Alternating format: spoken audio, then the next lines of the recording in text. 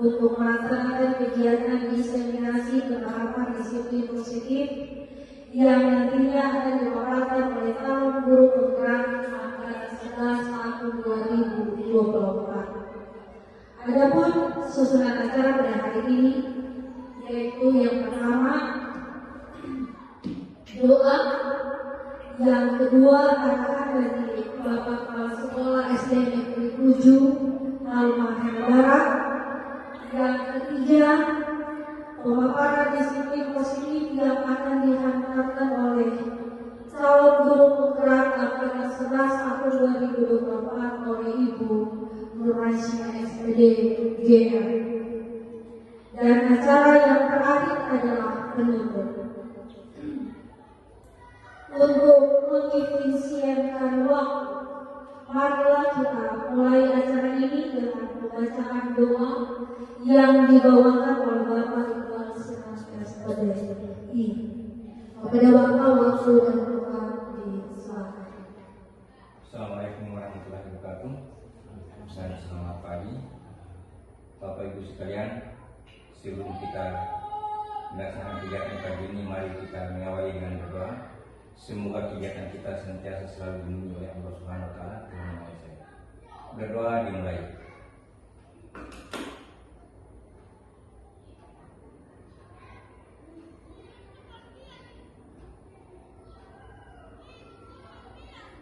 Berdoa selesai. Ya, acara yang kedua kita akan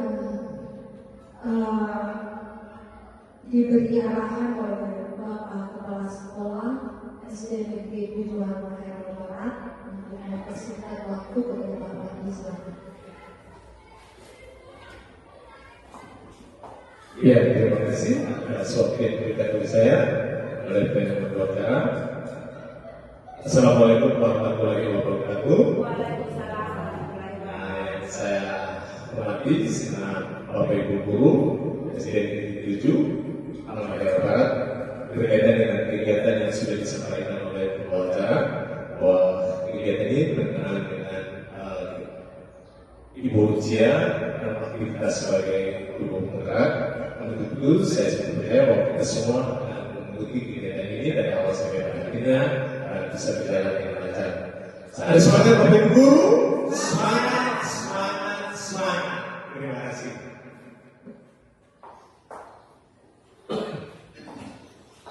Ya, terima kasih kepada kepala sekolah yang sudah memberikan arahan singkat bagi kita sekalian yang hadir di saat ini. Sampaikan kita di acara yang ketiga, yaitu acara inti pemaparan diseminasi penerapan disiplin positif yang akan diantarkan oleh Ibu Nuraisyah SPD. Pada Ibu Nuraisyah untuk mempersingkat waktu di saat. Terima kasih atas kesempatan yang diberikan kepada saya. Warahmatullahi wabarakatuh. Salam sejahtera bagi kita semua dan salam bahagia. Yang terhormat Bapak Matius Baura, SPD SD selaku Kepala Sekolah SD Negeri 7 Halmahera Barat, yang saya hormati Bapak dan Ibu Guru serta staf SD Negeri 7 Halmahera Barat. Puji syukur kita panjatkan kehadirat Tuhan Yang Maha Esa, di mana pada hari ini kita masih bisa berdiri di sini, berkumpul, menghadiri dan mengikuti kegiatan acara diseminasi penerapan disiplin positif. Nah, sebelumnya Bapak Ibu Guru, ini adalah salah satu tugas saya di pendidikan guru penggerak. Jadi pemahaman ini saya akan bagikan kepada Bapak Ibu Guru. Dan lupa saya ucapkan terima kasih yang tak terhingga kepada Bapak dan Ibu Guru karena sudah menyita waktunya untuk menghadiri kegiatan ini. Bapak Ibu Guru, sebelum kita mulai acara ini, seperti biasa, kita icebreaking dulu ya. Icebreaking. Ayo Bapak Ibu Guru, ambil tempat masing-masing. Ayo, maju ke depan. Berpasang-pasangan ya, berpasang-pasangan iya. Berpasangan. Yang depan, bawa pembelinya Pak, bawa pembelinya. Ya, Ibu Juwaya, Ibu Rosiana. Ibu Rosiana berpasangan. Karoli dengan Ibu Wena ya. Ya. Dengarkan ama-ama saya. Udah ada. Udah taruh di depan. Ya. Taruh di dengan Ibu Helmina.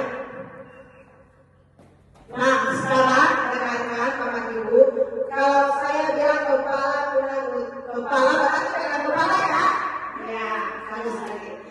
Nah, sekarang terakhir kalau saya bilang pena berarti pena yang ada di depan Bapak Ibu guru itu diambil untuk siapa yang keluar, gitu ya? Oke, siap Bapak Ibu? Siap. Oke, baiklah. Saya ya? Ya. Oke. Kepala, pundak, lutut kaki, kepala, pundak, kaki, lutut, kepala, pundak, kaki, lutut, kepala, pundak.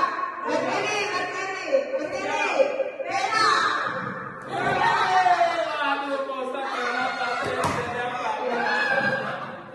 Ya, baik Bapak Ibu, seru ya permainannya. Nah, sekarang karena kita sudah melakukan yang sedikit, silakan Bapak Ibu kembali duduk di tempatnya masing-masing.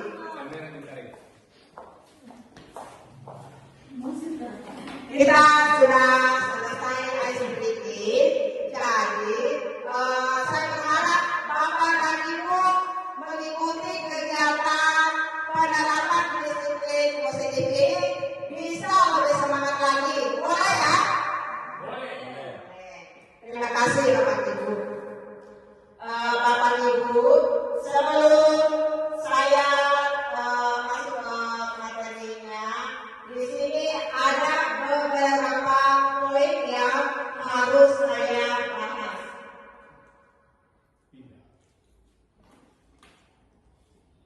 Yang pertama, perubahan paradigma baru. Kemudian disiplin positif. Yang ketiga, nilai-nilai kebajikan. Yang kelima, kebutuhan dasar manusia. Kemudian motivasi perilaku manusia. Posisi kontrol guru, keyakinan kelas, segitiga restitusi. Nah, Bapak Ibu, jadi di antara 8 poin ini sebentar saya akan berbagi pengalaman apa yang sudah saya dapatkan pada pendidikan guru penggerak dan apa yang sudah saya terapkan di kelas saya dan di sekolah. Gitu ya Bapak Ibu. Bapak Ibu, kita sudah masuk di materi inti yaitu penerapan disiplin positif. Bapak Ibu guru, kita tahu bahwa karakter anak sangat ini tuh baik di sekolah maupun di lingkungan sekolah sudah benar-benar jauh dari nilai kebajikan yang diharapkan.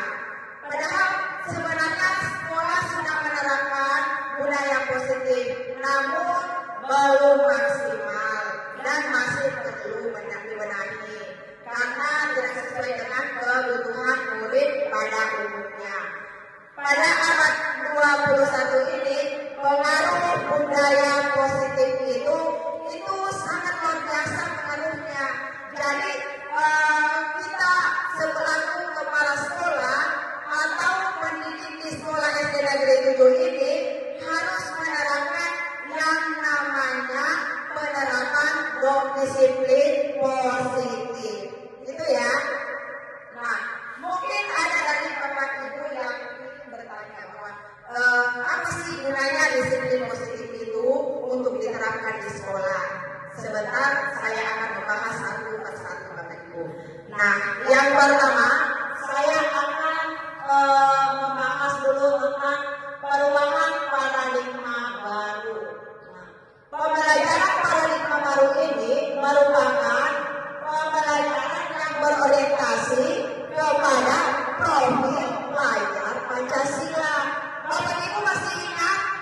belajar Pancasila? Masih ingat? Masih. Nah, kalau masih ingat, mungkin di antara Bapak Ibu guru apa di antaranya? Di basic problem belajar Pancasila dia punya elemen itu apa saja? Yang pertama Apa? Iya, iya, betul sekali. Beriman dan bertakwa kepada Tuhan yang Maha Esa. Kemudian yang kedua apa? Berkebinekaan global. Berkebinekaan global. Yang ketiga? Bergotong royong. Bergotong royong. Yang keempat? Mandiri. Mandiri. Lima? Kreatif. Kreatif. Dan yang keenam? Benar. Bernalar kritis. Jadi itulah yang diharapkan pada pembelajaran paradigma baru ini. Kemudian dalam pembelajaran paradigma baru ini juga diharapkan kita sebagai pendidik itu harus menuntut anak sesuai dengan kodratnya, harus menerapkan pembelajaran yang sesuai dengan kebutuhan murid. Nah, itu sesuai dengan filosofi Ki-Hajar Dewantara bahwa menuntut anak itu harus sesuai dengan bakat minatnya. Itu ya. Contohnya gini Bapak Ibu. Misalnya kalau petani, ini kita sebagai guru ini kita mengibaratkan diri kita sebagai petani ya. Nah, petani itu kalau dia menanam jagung, tentu kira-kira sama tidak cara merawatnya jagung dengan padi? Sama tidak Bapak Ibu? Sama tidak cara perawatannya? Sama cara perawatannya. Tapi tentu caranya juga ada yang berbeda ya.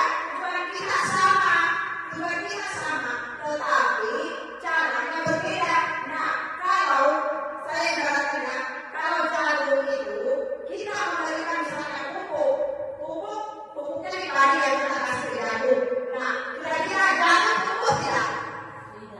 Jagung tumbuh tidak? Kalau saya kasih pupuk jagung ini, tapi saya memakai jagung yang padi ini, saya memakai pupuk padi, tidak bisa kan? Nah, seperti ini juga dengan anak-anak kita. Kalau misalnya kita memberikan sebuah pembelajaran, kita memberikan materi kepada anak-anak kita, tetapi kita tidak tahu kebutuhan anak ini seperti apa. Tentu anak ini tidak ada semangatnya untuk belajar, itu ya. Tujuan kita sama, tetapi memperlakukan anak-anak itu berbeda karena semua anak-anak itu tidak memiliki karakteristik yang sama, tidak memiliki minat dan bakat belajar yang sama. Itu ya.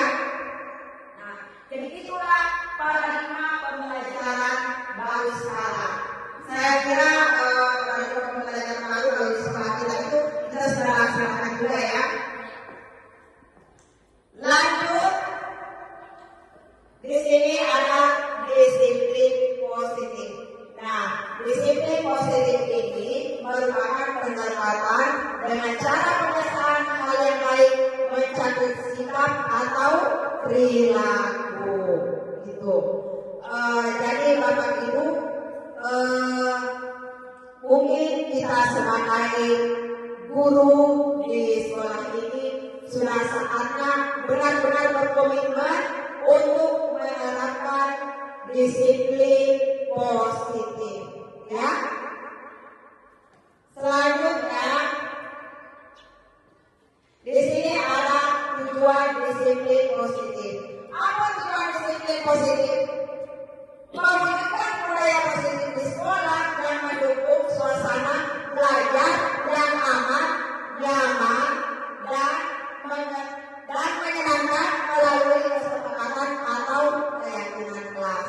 Jadi itulah tujuannya disiplin positif. Tujuannya apa tadi? Yaitu supaya kita tuh merasa nyaman, menyenangkan pada saat kita memberikan pelajaran sama anak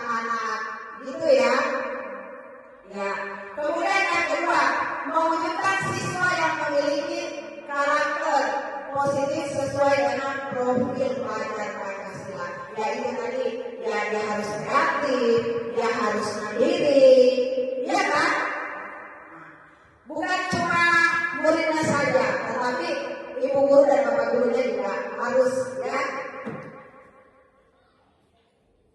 Nilai-nilai di sini ada nilai-nilai kebajikan bapak ibu.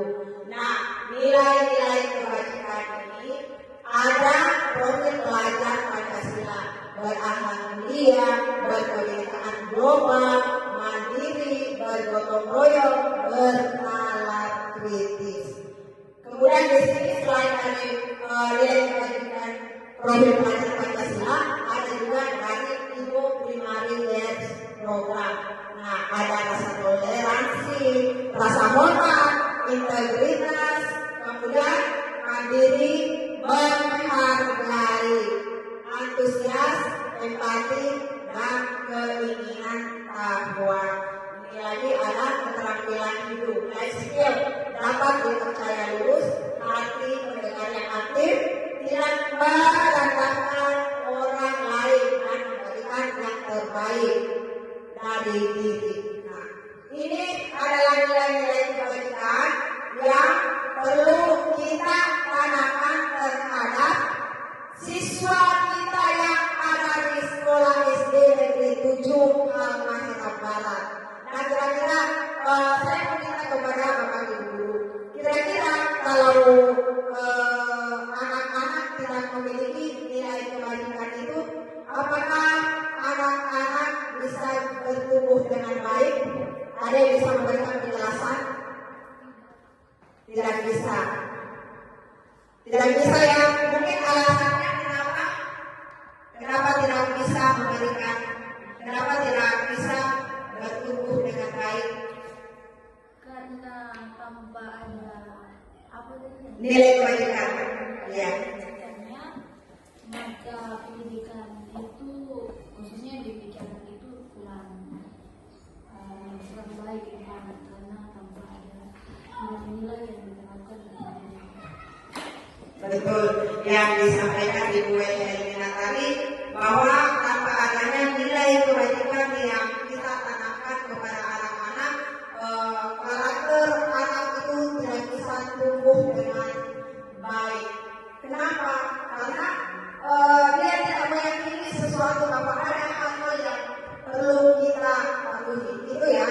Ada hal-hal yang perlu kita benahi ke depannya, gitu. Nah, Bapak Ibu Guru, kalau misalnya ada kata-kata yang saya berikan kepada Bapak Ibu Guru ya, misalnya buang sampah pada tempatnya. Nah, kira-kira nilai kebajikan apa yang terkandung di dalamnya, Bapak Guru? Kira-kira nilai kebajikan apa? Ya apa? Ya, kebersihan. Kalau berakhlak mulia, kenapa kita perlu menanamkan nilai kebajikan berakhlak mulia kepada peserta didik kita, supaya anak-anak kita seperti apa? Ada yang bisa menjelaskan, Ibu Welina? Boleh?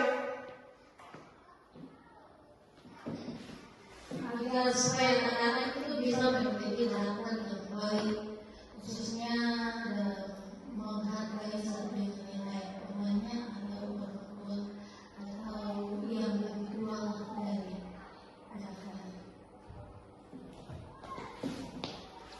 Baik, terima kasih yang disampaikan sama Ibu Welina. Bapak, kenapa kita perlu menanamkan nilai kebajikan berakhlak mulia terhadap anak-anak kita, supaya katanya kita bisa saling menghargai. Betul yang dikatakan Ibu Welina, bahwa perlu saling menghargai, gitu ya.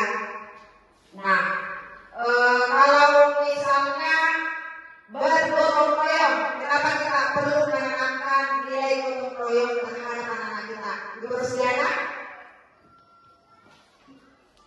Ya baik. Kalau nilai gotong royong itu kita menanamkan anak-anak kita agar bisa melakukan pekerjaan kerjasama. Ya, Bagus sekali. Ibu Rosdiana, jawabannya kita perlu menanamkan nilai kebajikan gotong royong terhadap anak-anak kita supaya anak-anak kita itu bisa bekerja sama ketika dia berada di satu kelompok, misalnya di lingkungan sekolah atau di dalam kelas. Contoh kecilnya, misalnya kita memberikan pelajaran kerja kelompok. Nah, di situ anak-anak bisa kerjasama dengan temannya, gitu ya? Ya, baik, terima kasih, Ibu Rosdiana. Selanjutnya kita ke materi 5 kebutuhan dasar manusia. Nah, di sini Bapak Ibu ada 5 kebutuhan dasar manusia. Yang pertama, bertahan hidup. Yang kedua, kasih sayang atau rasa diterima. Yang ketiga, kekuasaan. Yang keempat, kebebasan. Dan kelima, kesenangan. Jadi ada berapa Bapak Ibu? Ada 5. Yang pertama, bertahan hidup. Kira-kira ada yang bisa menjelaskan kebutuhan dasar manusia itu? Yang pertama, bertahan hidup. Ada yang bisa menjelaskan?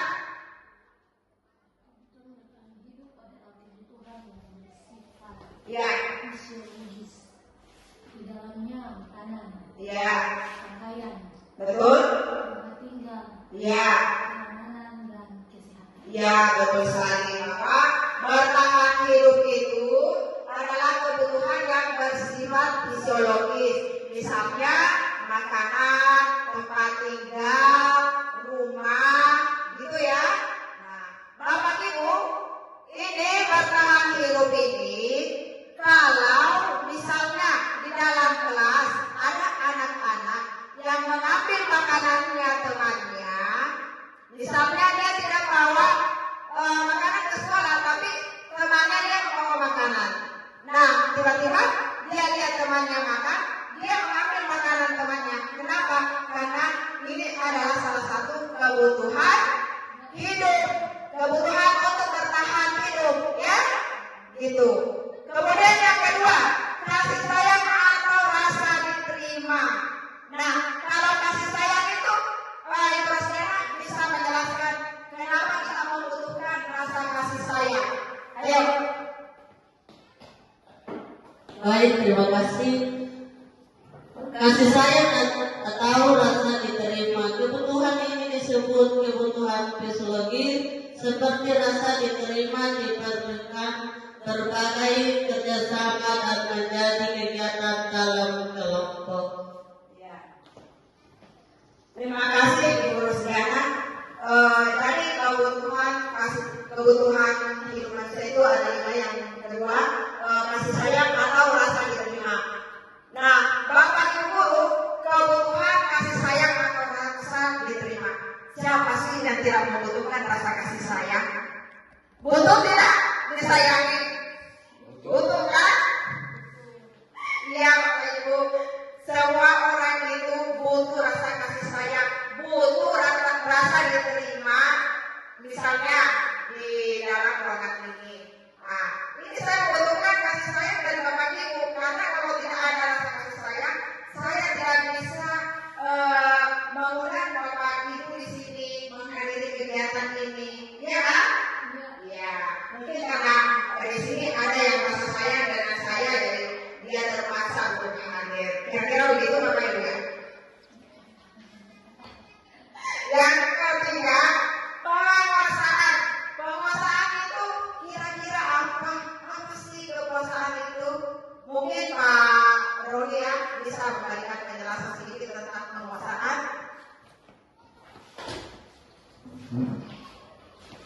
Ya, baik, terima kasih.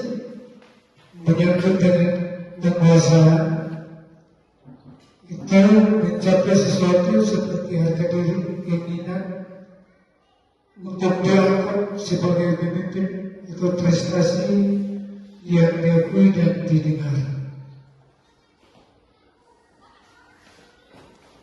Terima kasih Pak Rodi. Yang dikatakan tadi Pak Rodi bahwa penguasaan itu kebutuhan berhubungan dengan kekuatan, mencapai sesuatu seperti harga diri, keinginan untuk dianggap, memimpin, berprestasi, diakui dan didengar. Jadi penguasaan itu misalnya Bapak Ibu, kita memiliki sesuatu atau kita nih merasa berprestasi nih, jadi kita merasa itu harus ada penguasaan di situ, gitu ya.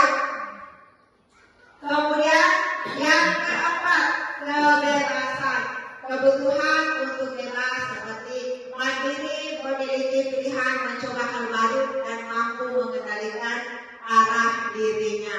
Dari kebutuhan kebebasan. Kalau kebebasan itu kira-kira ada yang bisa memberikan penjelasan kebutuhan kebebasan. Kita ini manusia kan perlu kebebasan, ya kan Bapak Ibu? Nah, kalau tidak ada kebebasan kira-kira gimana? Jadi pasti kita semuanya memerlukan kebebasan. Jadi untuk kebebasan ini mungkin ada dari pendapat dari Pak Iqbal. Boleh Pak Iqbal?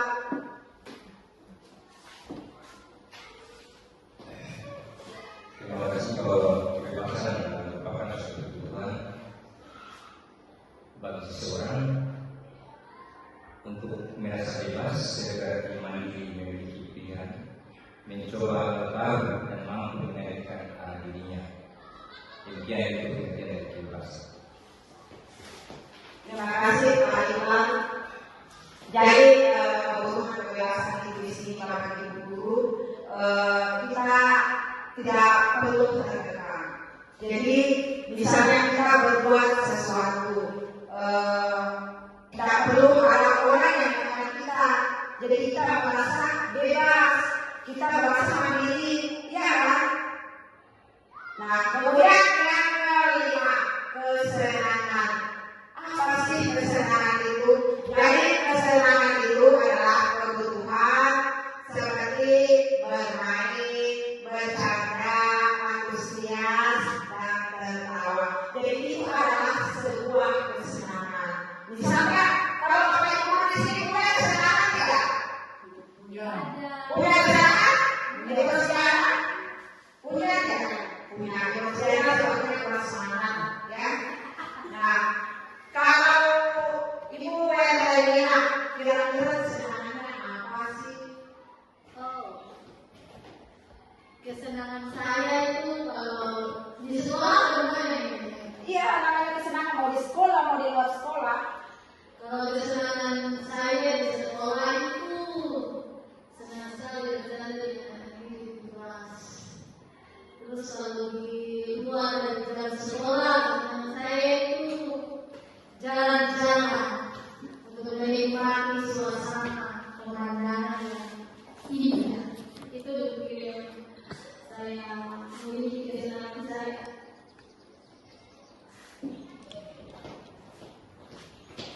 Terima kasih apa yang sudah disampaikan sama Ibu Wendalina atau Ori tentang kesenangan.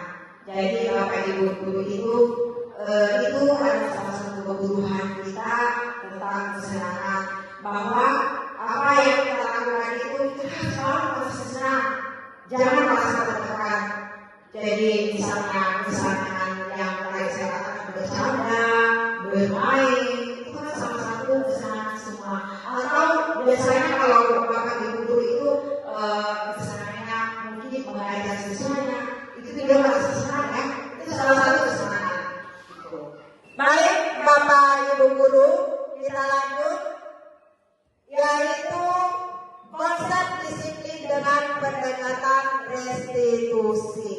Nah Bapak Ibu, apa sih restitusi itu? Ada yang tahu Bapak Ibu guru apa itu restitusi? Jadi Bapak Ibu guru itu restitusi adalah menciptakan kondisi bagi siswa di sekolah untuk memperbaiki kesalahan mereka sehingga dapat kembali pada kelompok mereka dengan karakter yang kuat. Jadi itu yang dimaksud dengan restitusi. Bapak Ibu guru,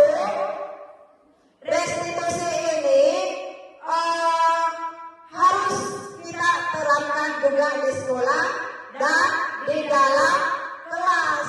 Karena kalau kita tidak menerapkan yang namanya restitusi, kira-kira anak-anak kita nanti dia tidak memiliki karakter yang kuat. Berikutnya, di sini ada 5 posisi kontrol diri. Yang pertama sebagai penghukum, yang kedua pembuat bersalah, yang ketiga teman, yang keempat pemantau, dan yang kelima adalah manajer. Nah, Bapak Ibu guru, di antara 5 posisi kontrol restitusi ini, kira-kira di antara Bapak Ibu guru pernah mengambil posisi kontrol yang mana? Apakah penghukum, pembuat merasa bersalah, teman, pemantau, manajer? Kira-kira yang mana Bapak Ibu guru? Karena saya jelaskan ya, posisi kontrol restitusi sebagai penghukum itu sama halnya kalau kita sebagai guru kita menghukum anak-anak, berarti bukan memberikan kata-kata yang memotivasi, tetapi kadang kita memberikan keluarga yang menyakitkan, yang mengganggu mental anak, membuat anak tidak merasa percaya diri dengan kata-kata yang kita berikan kepada anak tersebut. Itu ya kalau penghukum. Nah, kalau kedua, pembuat bersalah. Sekarang kita posisi kita itu memberikan kata-kata yang mengecewakan begitu sama anak-anak. Misalnya, saya kecewa dengan kamu karena kamu tidak melaksanakan tugas kamu dengan baik, gitu ya. Nah, kemudian sebagai teman, kalau sebagai teman itu kita biasanya memposisikan diri kita sebagai teman. Kalau kita memposisikan diri kita sebagai teman itu, kira-kira seperti apa? Mungkin Ibu Rusdiana bisa memberikan penjelasannya. Baik, terima kasih kesempatan yang diberikan kepada saya. Sebagai teman, kita sebagai guru, kita memberikan solusi kepada anak-anak. Di saat anak-anak membuat kesalahan, kita harus memberikan solusi yang terbaik kepada mereka agar mereka merasa nyaman dan mereka menjadi teman buat kita. Terima kasih. Terima kasih Ibu Rusdiana. Tadi Ibu Rusdiana sudah menjelaskan bahwa kalau kita sebagai teman itu harus memberikan arahan yang baik kepada anak-anak. Bersahabat gitu ya Bu ya. Ya, terima kasih Ibu Ros. Kemudian sebagai manajer. Nah, kira-kira Bapak Ibu guru, apakah kita pernah memposisikan diri kita sebagai manajer di sekolah ini? Saya rasa tentu ya, kita pasti memposisikan diri kita sebagai manajer. Nah, mungkin saya mau minta pendapat dari Bapak Kepala Sekolah tentang posisi kontrol restitusi sebagai manajer. Oh iya, terima kasih. Posisi kontrol restitusi dalam hal sebagai manajer itu kalau di sekolah dimulai dari kelas. Guru kelas dia bisa memposisikan diri sebagai manajer khusus di kelas untuk merangkum, memanage kelas sedemikian rupa sehingga anak-anak mereka terlayani dengan baik. Selain guru kelas, guru bidang studi pun demikian. Dalam kapasitas sebagai guru bidang studi, restitusi manajer ini pun berlaku baginya khusus di bidang. dalam kapasitas sebagai kepala sekolah merangkum dan merangkum secara keseluruhan baik terhadap anak didik, juga guru dan segala aktivitas di sekolah. Jadi visi kepala sekolah dan merangkum secara keseluruhan. Demikian. Terima kasih Bapak Kepala Sekolah sudah menyampaikan pendapatnya tentang manajer, bahwa dalam posisi kontrol manajer di sekolah itu harus mencakup semuanya, baik dari kedisiplinan kelas maupun di luar kelas atau di sekolah ya Pak ya. Nah, baiklah Bapak Ibu Guru, saya akan meminta partisipasi Bapak Ibu Guru sekarang. Saya mau meminta kepada Bapak Ibu Guru untuk menempelkan post-itnya ke atas. Kira-kira selama menjadi Bapak Ibu Guru, apa kira-kira posisi kontrol yang selalu dilaksanakan oleh Ibu, yang diterapkan oleh Bapak Ibu, yang mana?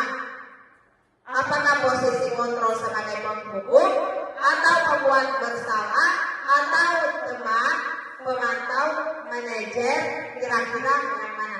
Aku bagikan kertasnya ya.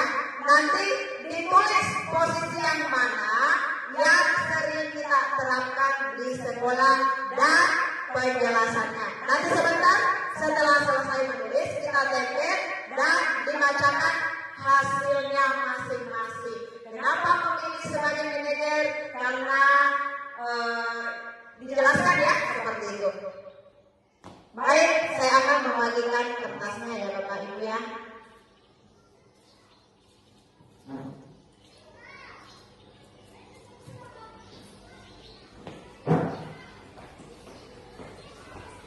Ini dipromosikannya, posisinya ditulis, posisinya sebagai apa, Ibu Welmina, kemudian Pak Kepsek,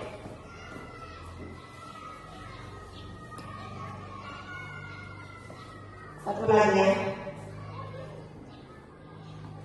Baik, terima kasih. Silakan ditulis Bapak Ibu posisi kontrol apa yang sering digunakan di sekolah.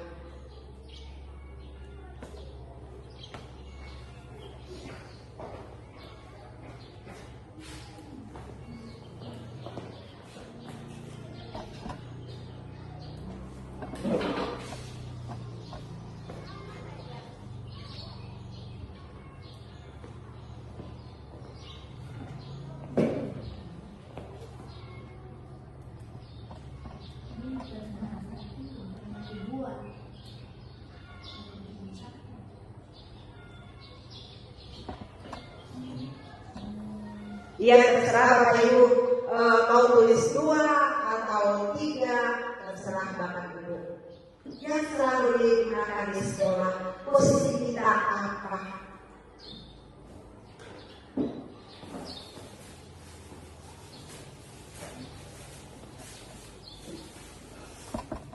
So boleh tempel? Yang sudah selesai boleh ditempel. Boleh Pak, silakan.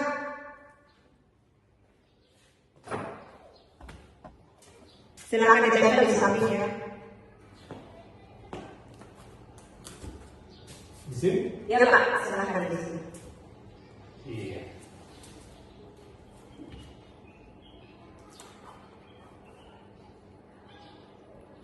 Ya bagus sekali. Yang lain, Bapak Ibu Guru yang lain belum ya?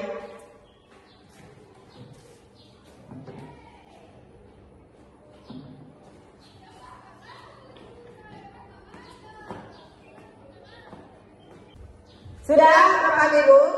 Kalau sudah boleh ditempel di atas. Boleh maju Bapak Ibu yang sudah selesai.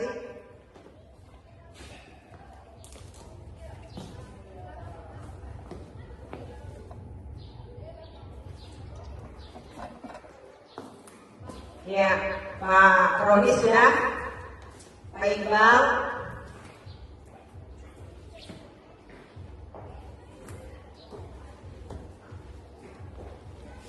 ya, Ibu Rosliana maju. Ibu Helmina sudah? Ayo silakan maju Ibu kalau sudah. Ditempel ke depan. Ya.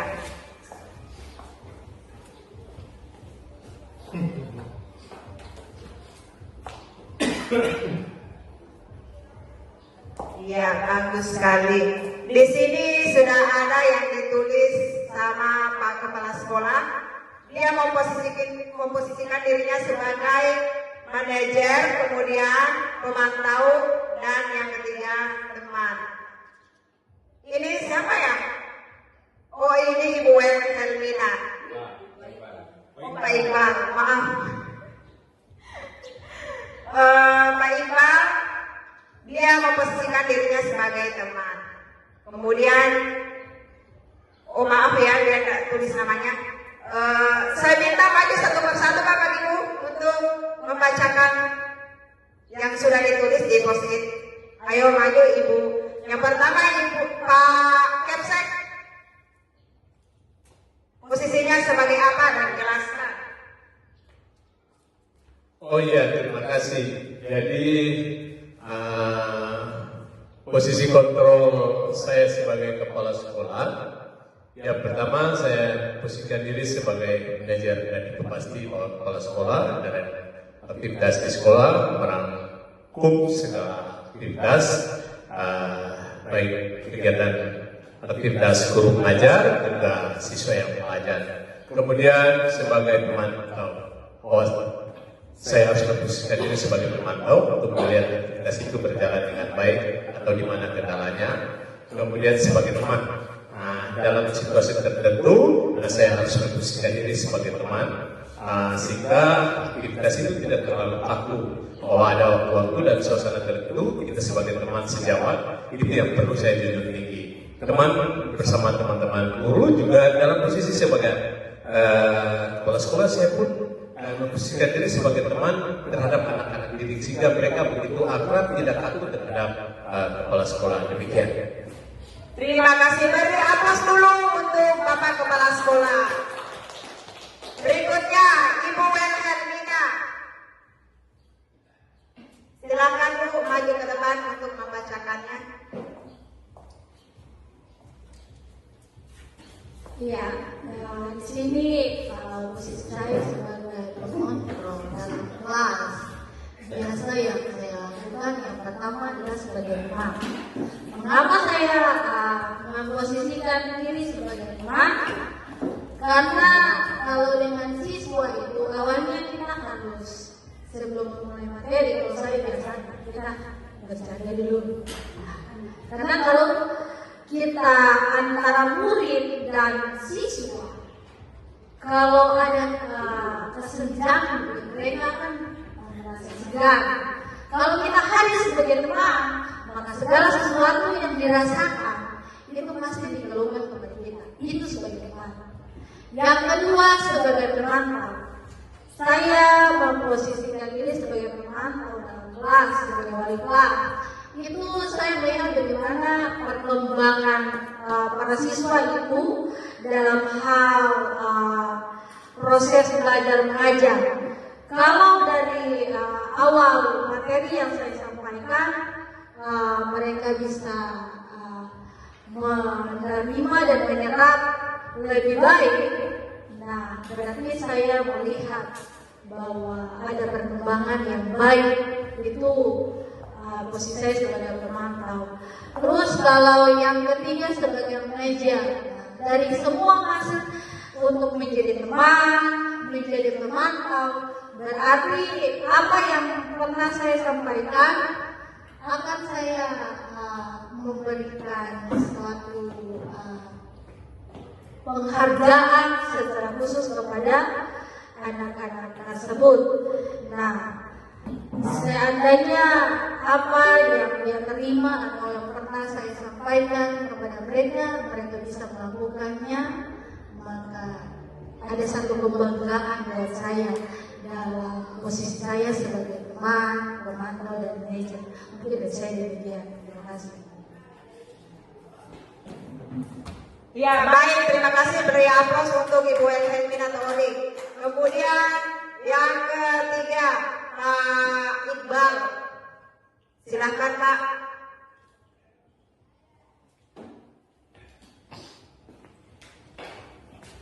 silakan Pak. Bahwa sesuai dengan posisi seorang guru yang saya ambil terhadap siswa itu sebagai teman,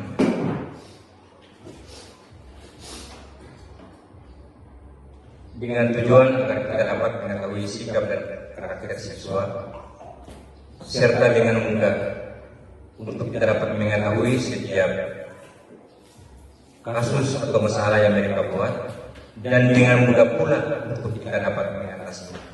Demikian sekedar penjelasan dari saya. Baik, terima kasih, beri aplaus untuk Pak Iqbal.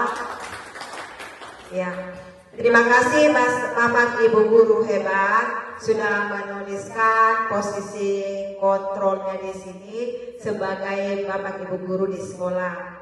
Jadi kita di sekolah itu harus memposisikan diri kita sebagai teman, sebagai manajer, sebagai apa lagi Bapak Ibu? Pengontrol. Apakah ada di antara Bapak Ibu yang pernah menjadi penghukum? Pernah? Pernah? Oh, tidak pernah. Nah, Bapak Ibu, kalau penghukum itu saya rasa tidak baik ya untuk kita terapkan di sekolah kita, karena penghukum itu sama halnya kita menghilangkan kepercayaan diri anak-anak kita. Anak-anak kita merasa tersakiti. Itu ya. Baik, ya, terima kasih. Kita masuk ke poin berikutnya, yaitu keyakinan kelas. Nah, Bapak Ibu, apa itu keyakinan kelas? Kira-kira ada yang tahu apa itu keyakinan kelas? Bapak Ibu guru, keyakinan kelas itu merupakan disiplin positif yang diterapkan dalam membangun budaya positif di kelas maupun di sekolah. Nah, keyakinan ini akan membantu murid mengembangkan disiplin diri karena murid akan belajar mematuhi keyakinan kelas yang telah disepakati bersama secara kolaboratif. Bapak Ibu guru hebat, keyakinan disiplin positif itu salah satu budaya positif mau yang diterapkan juga di sekolah. Kenapa keyakinan kelas harus kita terapkan di sekolah ataupun di kelas? Kira-kira kenapa? Supaya anak-anak itu tidak berbuat seenaknya, tidak berbuat apa yang dia mau, tetapi ada aturan-aturan yang harus kita patuhi. Itu gunanya membentuk sebuah keyakinan kelas gitu. Tapi mulai dari kelas 1 sampai kelas 6 semua sudah ada keyakinan kelasnya kan? Ya, semoga adanya keyakinan kelas ini kita bisa membuat murid kita lebih mematuhi aturan-aturan yang ada di sekolah ataupun di kelas gitu. Berikutnya, nah, gimana sih caranya membuat keyakinan kelas? Gimana caranya? Yang pertama, melakukan sosialisasi dengan kepala sekolah, guru, dan staf di sekolah. Di sini ada dokumentasinya. Boleh saya perlihatkan ya?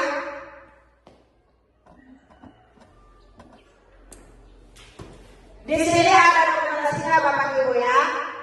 Ini pada saat saya melakukan dokumentasi, pada saat saya melakukan sosialisasi dengan kepala sekolah, guru dan staf sekolah. Di sini waktu saya sosialisasikan. Nah, kemudian yang kedua, berdiskusi mengenai kesepakatan kelas bersama-sama. Di sini juga ada dokumentasinya. Saya mengajak anak-anak saya untuk berdiskusi keyakinan apa yang kita harus terapkan di kelas. Yang ketiga, merumuskan peraturan menjadi keyakinan. Jadi saya punya murid-murid di kelas 4 itu, saya suruh menulis aturan apa yang harus kita terapkan di kelas. Kemudian saya meminta untuk merumuskan itu menjadi sebuah keyakinan. Yang terakhir, menempel keyakinan. Nah, di sini terlihat jelas ada dokumentasinya juga. Waktu saya meminta anak-anak setelah menuliskan aturan-aturan apa saja yang harus kita terapkan di kelas, saya meminta murid saya untuk menempelkannya di papan tulis. Kenapa cuma sedikit sekali? Karena memang siswa di kelas 4 ini kan cuma 6 orang gitu.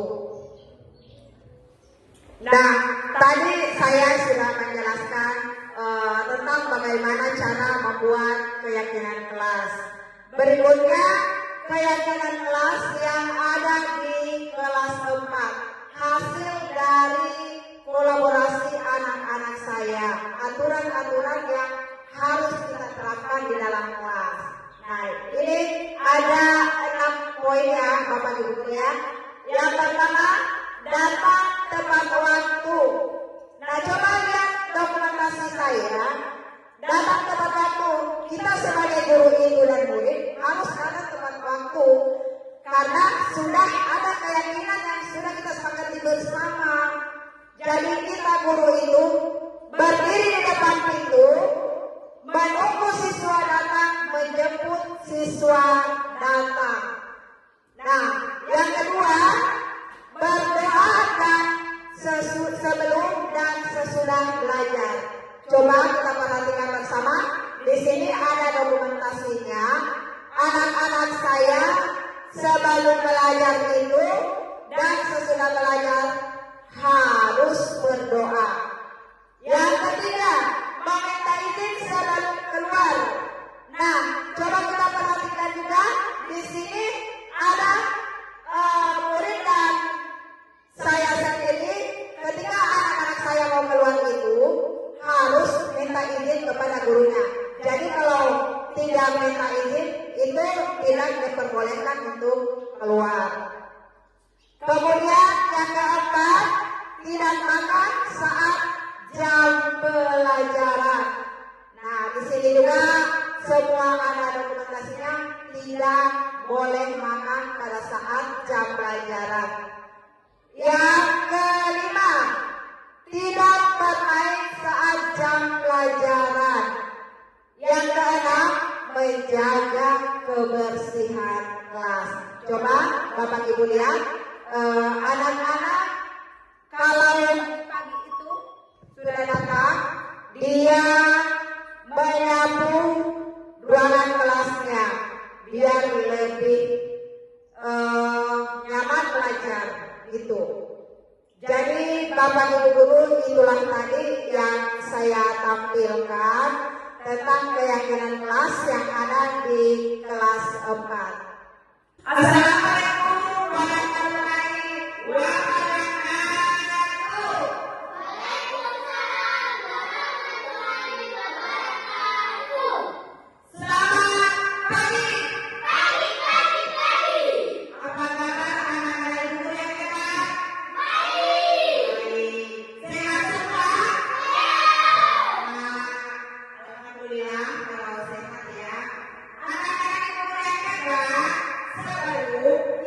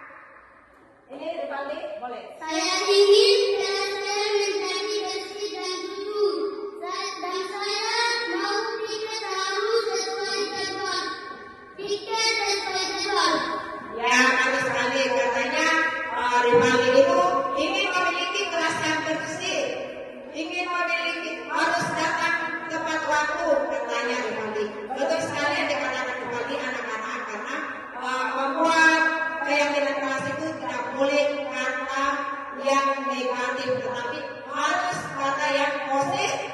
Ya, harus kalimat positif. Maaf ya berkata, harus kalimat positif. Nah, mungkin ada yang mau menyampaikan, Faisal. Di kelas ini masih terlihat ada sampah di lantai.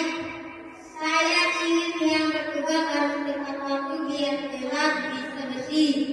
Oke, Faisal juga memimpikan kelas yang bersih. Ya, kalau mungkin masih ada ya, berbeda silakan. Ya, seperti apa Nurmeti? Dalam pembelajaran masih ada siswa yang datang terlambat. Jadi saya memberikan kelas dapat tepat waktu. Ya, masih ada katanya temannya yang sering terlambat. Jadi dia memimpikan itu kelas yang semua siswanya harus datang tepat waktu. Gitu ya? Ya, bagus sekali. Anak-anak tadi sudah menyampaikan kelas impian kalian. Nah, sekarang Ibu Guru mau meminta kalian sebentar untuk menuliskan di post-it yang nanti Ibu Guru bagikan kertas yang warna biru ya. Oke? Ya. Ibu Guru bagikan kertas warna biru. Kemudian tuliskan keyakinan apa yang harus kita sepakati di dalam kelas ini. Nah, sekarang Ibu akan membagikan post-it-nya. Sebentar, kita tempel di atas ya, jangan tulis ya. Setelah tuliskan keyakinan kelas apa yang harus kita sepakati di dalam kelas ini, kemudian sebentar kita harus menempelnya di tempat tulis. Oke? Sekarang Ibu Guru bagikan. Dipanggil, tulis. Silakan. Ya. Oh ini.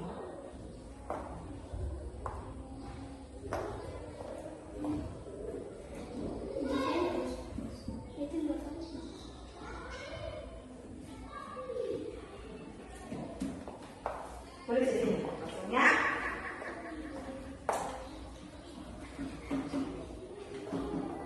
Silakan dituliskan.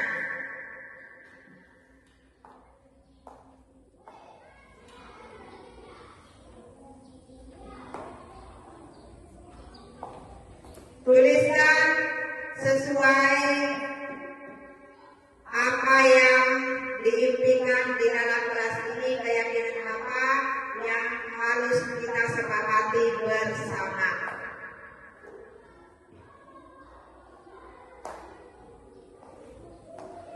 Tulis di sini. Tulis.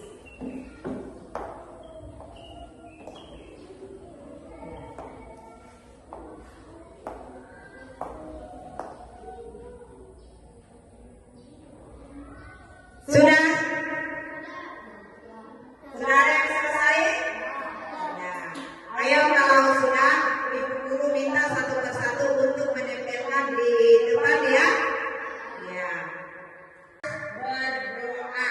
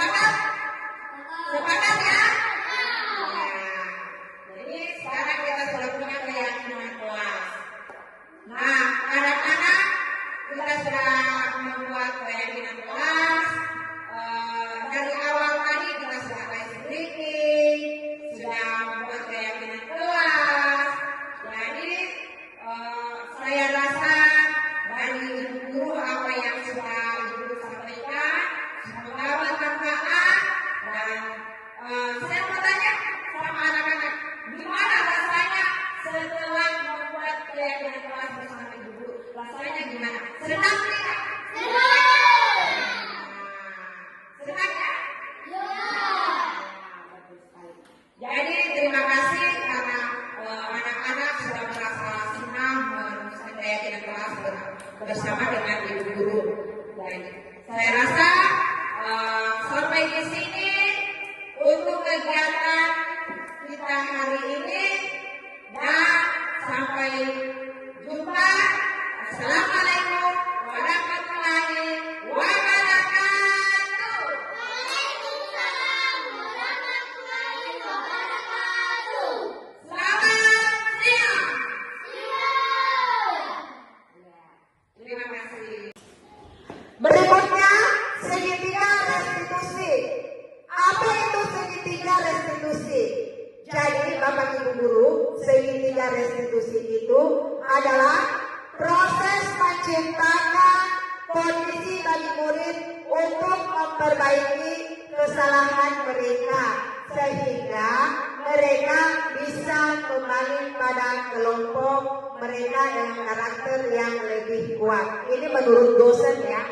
Jadi Bapak Ibu Guru hebat, di sekolah kita ini bukan hanya keyakinan yang harus kita terapkan, tetapi restitusi, segitiga restitusi.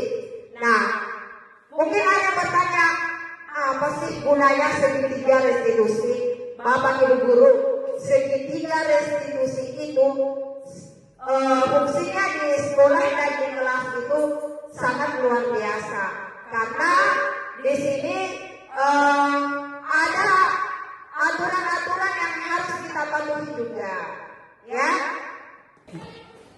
Baik Bapak Ibu Guru, di sini ada contoh penerapan segitiga restitusi yang sudah saya terapkan di kelas 4. Nah, mari kita bersama-sama menonton videonya. Sudah selesai semua? Nggak boleh ngomong ya? Ya.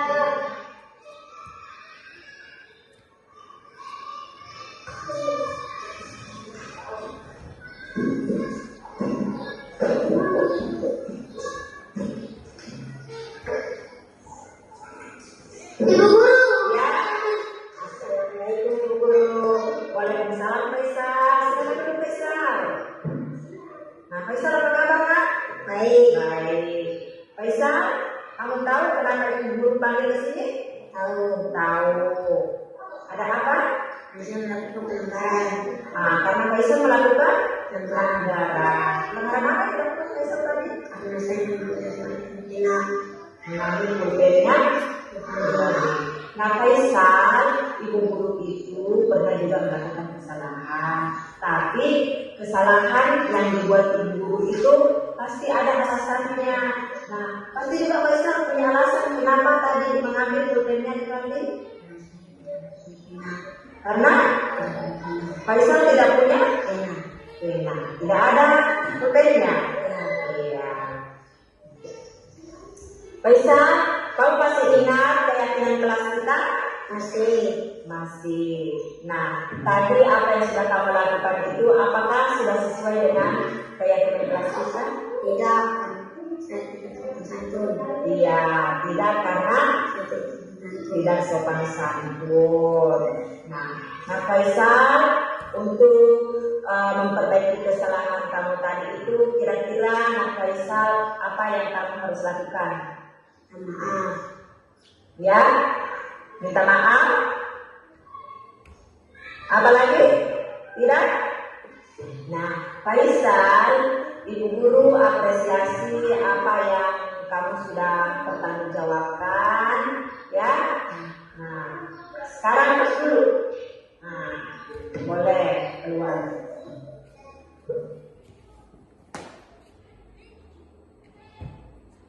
Jadi Bapak Ibu Guru, itulah tadi video yang kita sudah nonton bersama tentang penerapan restitusi. Yang pertama, menstabilkan identitas. Kira-kira tadi waktu menonton video sudah diamati baik-baik? Sudah? Jadi sudah tahu ya bagaimana caranya kalau mengatasi kalau ada anak-anak yang melanggar aturan di dalam kelas ataupun di sekolah. Ibu Guru sudah paham? Sudah tahu ya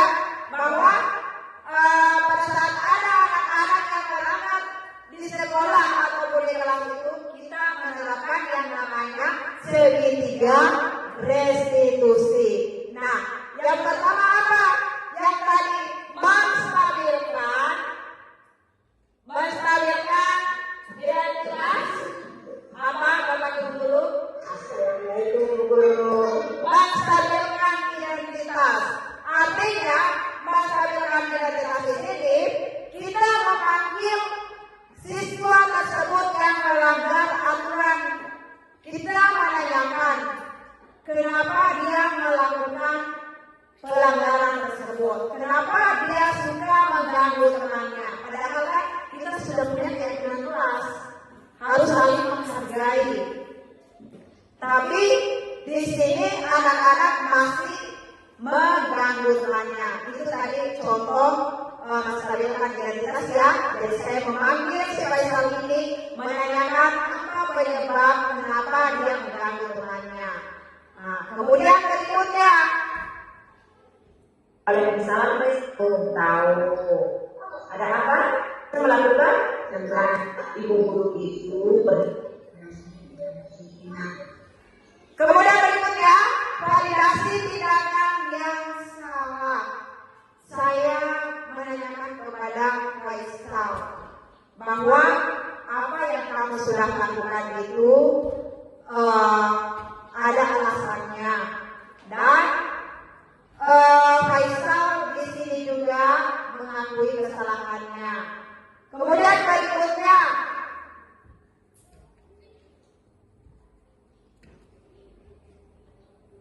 tidak karena berikutnya menanyakan keyakinan. Saya menanyakan kepada Faisal, Faisal, apakah yang kamu lakukan itu sudah sesuai dengan keyakinan kelas kita?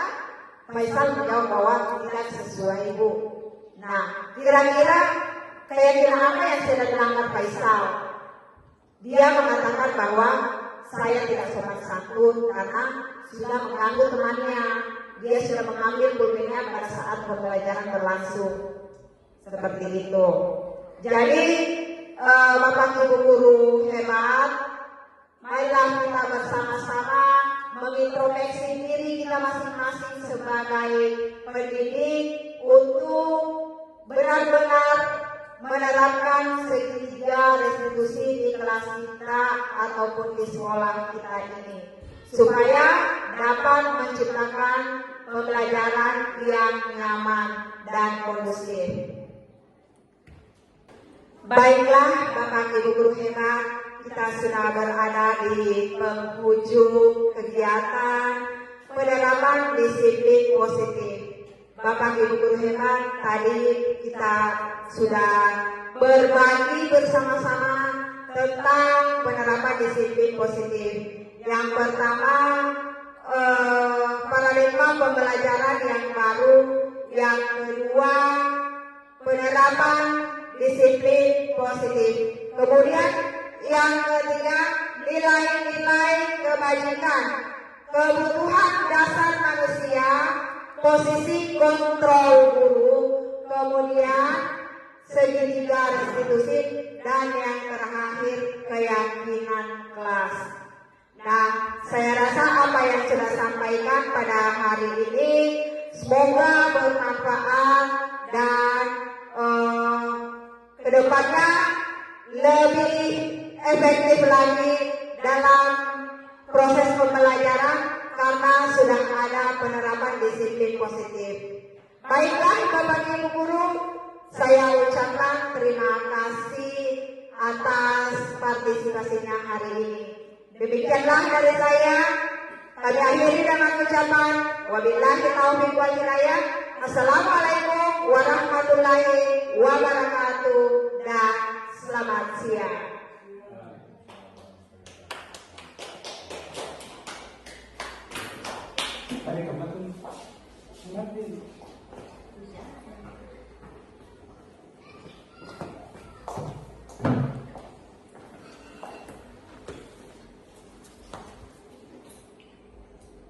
Demikian pemaparan dari Ibu Nuraisyah tentang diseminasi penerapan disiplin positif. Kami ucapkan terima kasih apa yang disampaikan oleh Ibu Nuraisyah. Semoga bermanfaat bagi kita semua.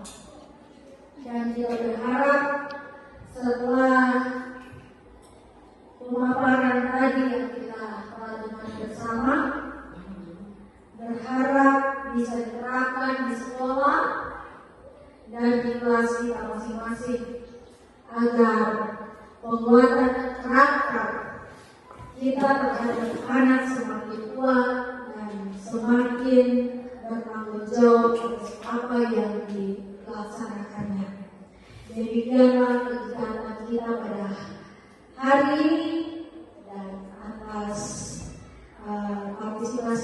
baik dari Bapak Ibu Guru untuk program dari Ibu Cia hari ini. Kami ucapkan terima kasih, salam dan bahagia. Assalamualaikum warahmatullahi wabarakatuh. Selamat siang dan salam sejahtera untuk kita semua.